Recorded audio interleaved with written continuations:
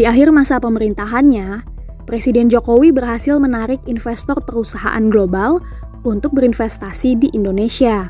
Setelah ditemui CEO Apple, Jokowi bertemu dengan CEO Microsoft Satya Nadella di Istana Kepresidenan Jakarta pada 30 April 2024. Jokowi didampingi Menteri Komunikasi dan Informatika Budi Aris Setiadi. Nilai investasinya diperkirakan mencapai 27,6 triliun rupiah. Lebih besar dari investasi Apple yang hanya 1,6 triliun rupiah. Sejak tahun 2020, Jokowi memang sudah melobi CEO Microsoft untuk berinvestasi di Indonesia. Jokowi bertemu Satya Nadella pada Februari 2020 lalu di acara Digital Economy Summit di Jakarta. Jokowi meminta Microsoft membangun pusat data di Indonesia untuk mencetak anak-anak Indonesia yang bertalenta di dunia digital. Nah, pada saat itu, rencananya Microsoft akan investasi senilai 14 triliun rupiah di Indonesia. Setahun kemudian, saat Indonesia sedang menerapkan PPKM darurat karena COVID-19, Jokowi mengirim Menteri Investasi Bahlil Lahadalia ke Amerika Serikat untuk kembali melobi CEO Microsoft agar mau berinvestasi di Indonesia. Akhirnya pada 2024, kepastian investasi Microsoft untuk Indonesia semakin terang benderang. Nilai investasinya juga meningkat dari jumlah yang ditawarkan di tahun 2020. CEO Microsoft mengatakan kepada Jokowi akan berinvestasi di Indonesia selama 4 tahun ke depan. Investasi untuk Indonesia ini diklaim sebagai investasi terbesar Microsoft selama 20 tahun Microsoft berbisnis di Indonesia. Nah, pemerintah telah menawarkan sejumlah lokasi untuk pembangunan pusat riset atau data Microsoft, diantaranya di Bali dan di Ibu Kota Nusantara atau IKN. Tak hanya itu, Microsoft juga berinvestasi melalui infrastruktur kecerdasan buatan atau artificial intelligence, termasuk pelatihan AI untuk 840.000 orang, serta komputasi awan. Ya lanjut ini. Pastikan ini follow up. Dan kerjasama kita dengan Microsoft kan udah 29 tahun. Mereka mau cetak 840.000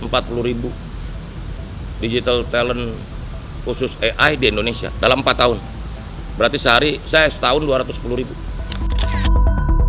Selain itu, Microsoft juga memberikan dukungan untuk komunitas developer di Indonesia. Diharapkan, dukungan ini dapat menjangkau 10.000 developer dengan Microsoft Credential. Jokowi memang mengedepankan pengembangan sumber daya manusia dalam transformasi digital agar Indonesia bisa menjadi negara maju. Menurutnya, pembangunan sumber daya manusia tak kalah penting dari pembangunan perusahaan fisik. Rencana investasi Microsoft untuk Indonesia ini bukan cuma wacana belaka, karena sebenarnya sudah ditandai dengan penandatanganan nota kesepahaman atau MOU antara Kemenkominfo dan Microsoft pada Maret 2024 lalu. Dalam MOU itu juga berisi perjanjian kerjasama penguatan tata kelola AI yang bertanggung jawab, lalu penguatan implementasi hingga praktik perlindungan data pribadi. Kita kan tahu sendiri nih, banyak sekali kasus kebocoran data pribadi di Indonesia.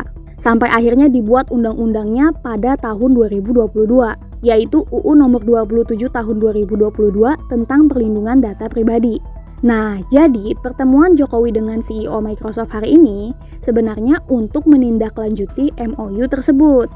Sejumlah negara di Asia sudah lebih dulu berhasil membuat Microsoft membangun pusat data cyber di negaranya, misalnya Singapura dan China.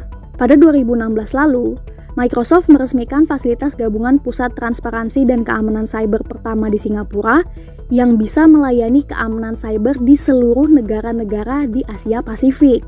Pusat transparansi data di Beijing, China juga telah direncanakan dibangun sejak akhir tahun 2016.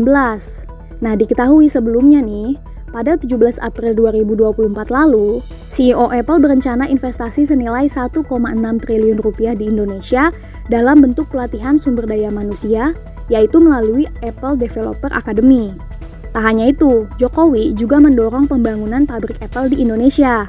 Hal ini menindaklanjuti ucapan Prabowo jika dirinya terpilih menjadi presiden. Menteri Perindustrian Agus Gumiwang yang mendampingi Jokowi saat itu mengatakan bahwa Indonesia telah menekan perjanjian kerjasama dengan Apple.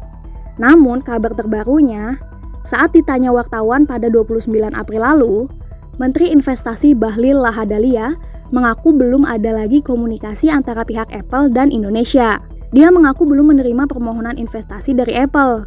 Kemungkinan sih, kata Bahlil, investasi Apple itu tidak dilakukan melalui Kementerian Investasi, namun melalui kementerian lainnya.